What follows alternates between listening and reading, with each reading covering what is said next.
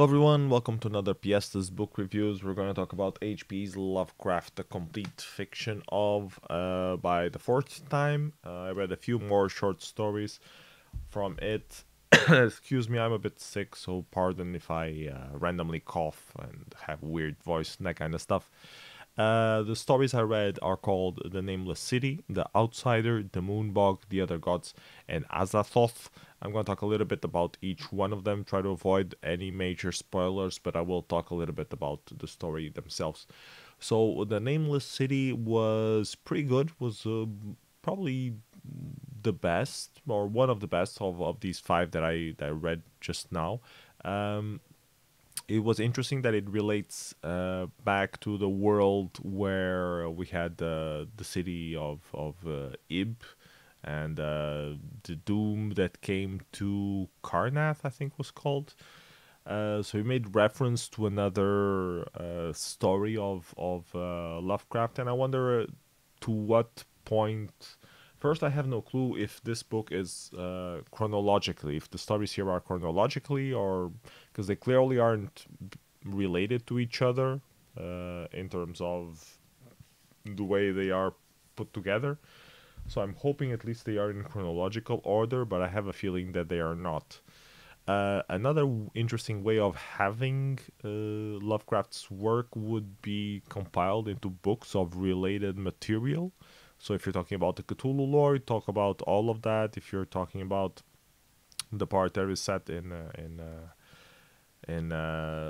this world where multiple cities are accepted to be in the same location, it should also be together because they cross-reference each other a lot. So, well, not a lot, but somewhat. Anyways, The Nameless City, I quite enjoyed it. It was the story of an adventurer, explorer that is looking for, finds a city that is, people have rumored that is very unwelcoming and nothing really to find there. And he manages to find it somehow and looks for treasure. Doesn't really find much, but he notices this weird weather phenomenon of this weird draft of some sort. So he explores it further, and eventually he finds his way inside the city, or deeper inside the city. And I don't want to tell anything else to avoid spoilers, but I think I really liked the story. It was pretty good. It went very deep into the whole lore of other races, civilizations that exist, and it relates to the other story, which I'm forgetting the name. I think it's Karnath, but let me look it up real quick. Sarnath, that's it, Sarnath. The Doom that came to Sarnath, which was, if you don't remember it, I think I covered on one of these videos about complete fiction of H.P. Lovecraft. It was about the city that was called Ib a very long time ago, and then another city called Sarnath was built on top of it, and then Doom came to threaten it. So this one, The Nameless City, is sort of a similar story, but not quite. It's slightly different, and the way you reveal the storyline is also different, which is quite interesting. Next story that I have to tell you about is called The Outsider. It's interesting because it's narrated from a different point of view. It's like the first person view. It's narrated from the point of view of a person, a character. But everything feels a bit surreal, and you start realizing a little by little what is actually happening. The conclusion was pretty much obvious if you had paid attention to what you were reading so far. But I like the whole different side of things to look at the world. It sounds a bit weird said like that, but if you read the story, I think you will understand what I'm talking about.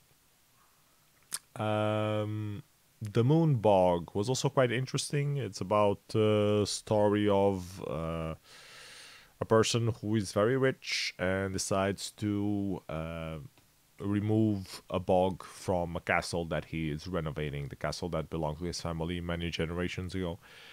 And the bog has some special supernatural meaning, and you start seeing the madness unravel as the story goes on, and the superstition starting to turn into reality.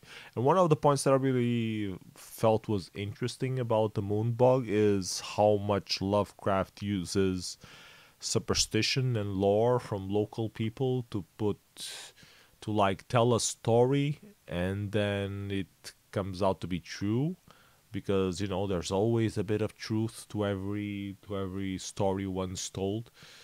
um how the hell do the local people still remember all of that so many years afterwards? And they can't say anything specific, they only have like superstition about it, but they're always true, they're never wrong. That somehow bugged me, but at the same time it was interesting because it somehow happens in real life.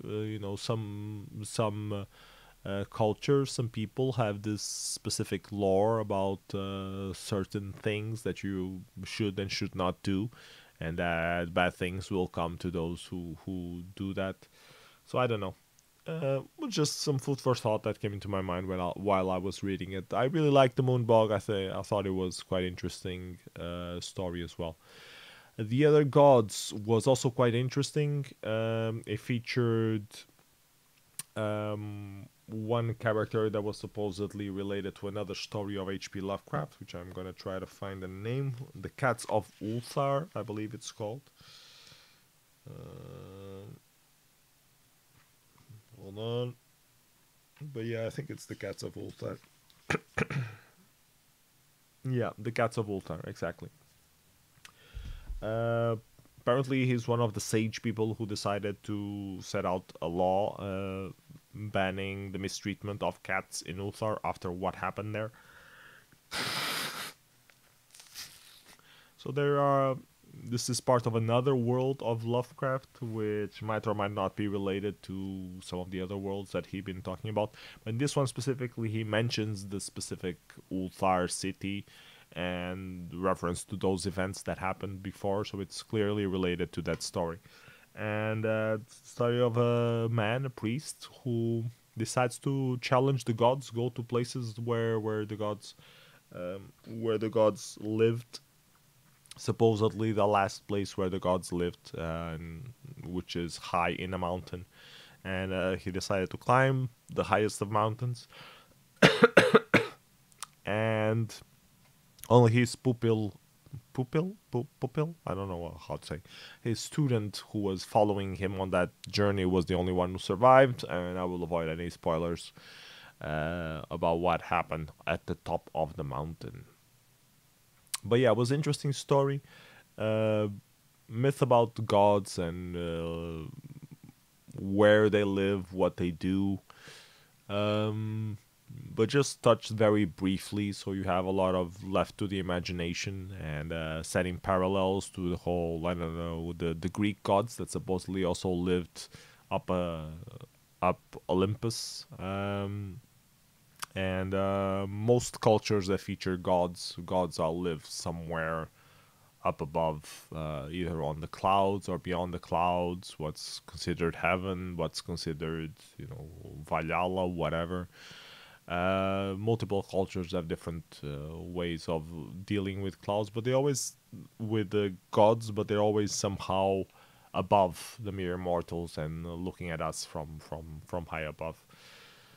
So yeah, the last short story that I wanted to mention was Azathoth, and really I can't tell you what it was about. It's really short. It's like 4 or 5 paragraphs. I couldn't figure it out. Something about dreams coming to a person somehow. There were 2 other short stories by Lovecraft which were related to this dream thing that might be the same thing that he's trying to do on this story. But that's just my random hypothesis, which is when he says that you're like always looking for a dream, so you're like a dream seeker, and you keep immersing yourself looking for that specific thing, and then you end up, dying or destroying your life looking for that dream. Um, he made a few references of that in other stories. I think Celiphies was the one I liked the better, And I think this story is somewhat similar, but I really couldn't understand the ending. I understood the words as they were written. There were a few of them that I didn't know the sense. I didn't have a dictionary next to me to look it up, and it just felt like I still don't know what the hell the story is about. So if anyone knows what Azathoth is about, let me know on the comments below. Otherwise, thanks for watching. See you next time. Hope you've been enjoying these videos. Bye bye. Good reads. Take care.